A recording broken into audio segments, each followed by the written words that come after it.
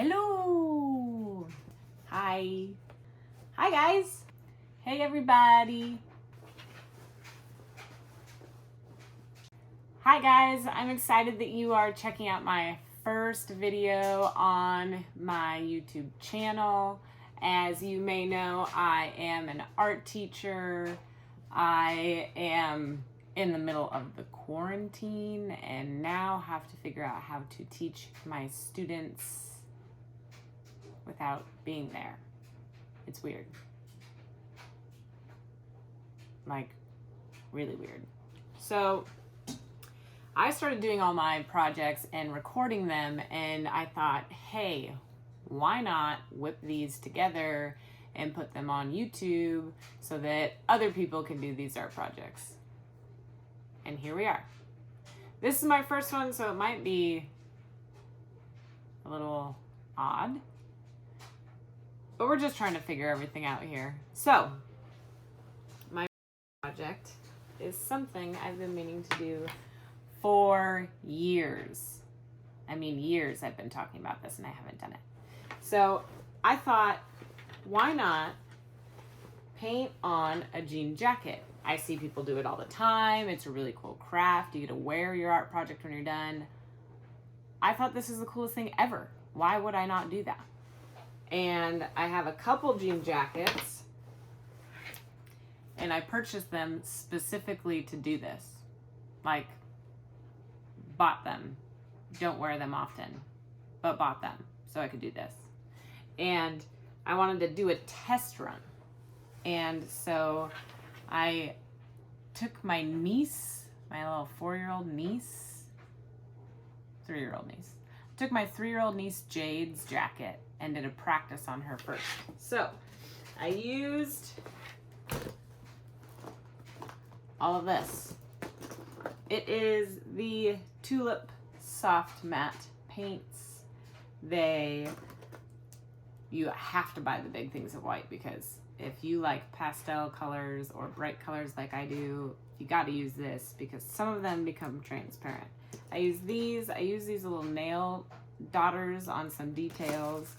I have some actual puffy paint and things in here for squishy makeovers I've been working on, but for the most part I've just been using this. But I ordered this and I got this one in, and there is a gigantic slice all the way through it, and it was just oozing everywhere, so it's got this ugly tape on it. But I used these. I mostly used the pink and the purple. Oh, that's red.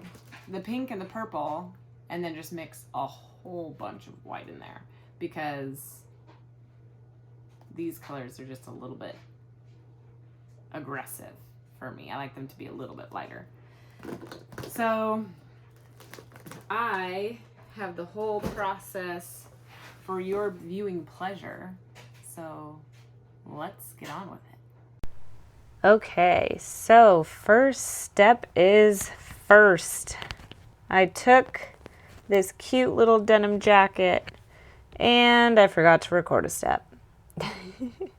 This was an all denim jacket. I did end up painting the back panel in a light lavender color.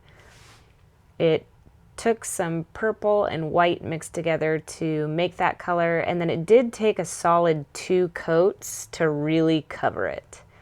Once I had that covered, I let it dry, and then here I just started sketching out the ice cream cone shape that I wanted. I wanted to make sure that I had it where I wanted on the jacket. I did end up going back and making some adjustments as I painted to make sure that I had it exactly where I wanted it. So here I have sketched out my ice cream cone, and I have my ice cream with a cherry on top. I mixed together some brown, orange, yellow, and white to create the color that I used for the cone. And there's my cat Drax. I do have a Sphinx. He is a hairless cat and his name is Drax. He always likes to come look at my work.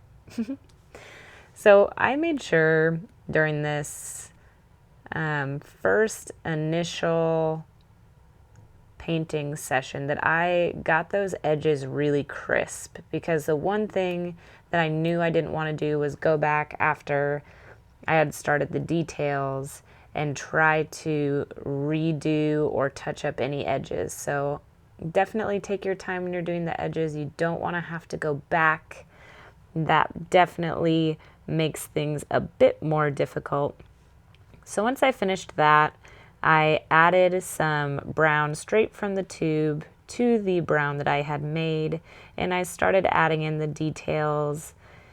Once I had those hash marks in on the right side, I ended up adding a little bit of the brown straight from the tube to create the shadow, and then on the opposite side I added white for a highlight. So then I went with this bubblegum pink color for the ice cream, and as I look at the pictures and as I look at the video, the color seems much more pale than it does in person. So it was one of those things where seeing it now, it doesn't quite look like the color that I know it is. I wish that it was a little bit more vibrant so you could see, but maybe my neon pink background wasn't the background to choose when painting something pink. Comparatively, it makes no sense. I'll remember that next time. But same thing, I made sure to really get those edges nice and clean. I didn't want to have to go back through after I had already started to shade and highlight and add the different details that I wanted to add. So I just made sure to go in and really touch up those areas.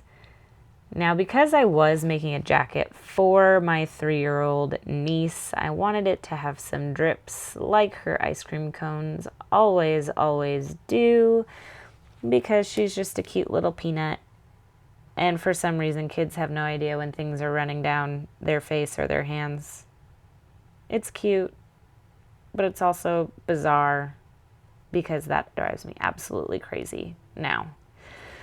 So same as before, I added another layer, and surprisingly, we now have drip marks and a small ice cream puddle, but that happened again with excitement and forgetting to press the record button. So we have already moved on to our shading. Watching this back, it's something that I would definitely add more on the shading. I would do a heavier shading job on the ice cream because the cone is very drastic, and then here it just isn't quite dark enough. So if and when, well, not if, when I do this again, I'm definitely going to add more shading to the pink area, or just to my shapes in general, so that they really stand out both on video and in person, because in person it is a bit different. I added sprinkles, which are my favorite on ice cream, and then put a little dollop of whipped cream, and of course I had to top it off with a little cherry just to seal the deal on this dessert.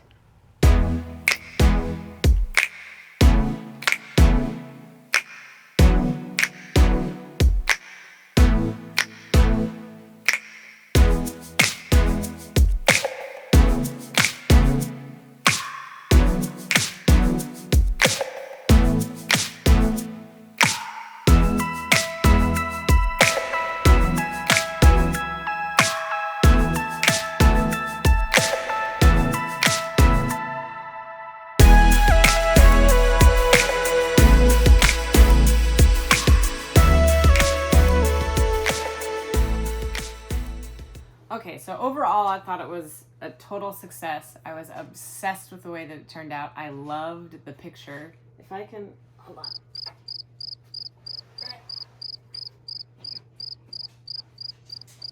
One second. So I did some rock painting lessons, and that's where I did my original, this is like the exact one that I did, but the inspiration of it all started with a rock. But I felt that this was just so dang cute, and my sister loved it, so I thought that'd be the great place to start. And it's kind of funny how different little projects that you're doing can definitely inspire something big and crazy. Like I said, I've been wanting to do this for years, and it took me painting a rock to do it. So I'm so glad that I finished it up. I thought it turned out great.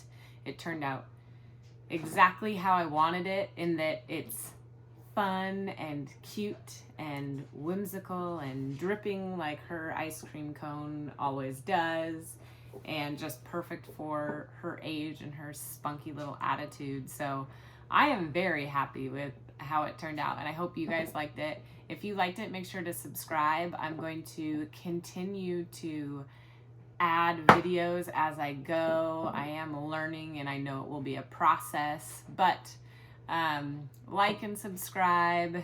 Join in my journey as an artist and art teacher in quarantine. Follow along with me and find some neat projects. Maybe get a little inspiration from something random, and check back in. I'm going to try and post videos once a week and just see how it goes. Make sure to like, make sure to subscribe, and I'll see you guys on the other side.